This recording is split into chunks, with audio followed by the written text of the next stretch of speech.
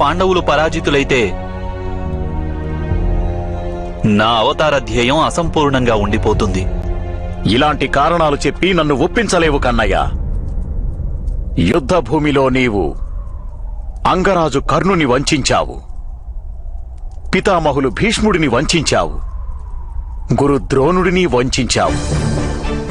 అప్పటికీ నేను నిన్ను ఆపే ప్రయత్నం కూడా చేయలేదు. ఎందుకో తెలుసా?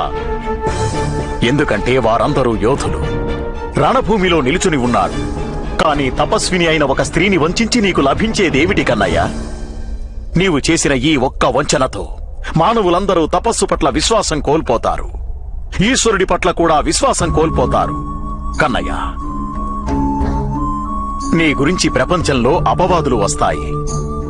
భవిష్యత్తులో నిన్ను ఎవరూ పూజించరు. నేనిప్పుడు అంత భయంకరమైన పనేం చేశాను అగ్రజ?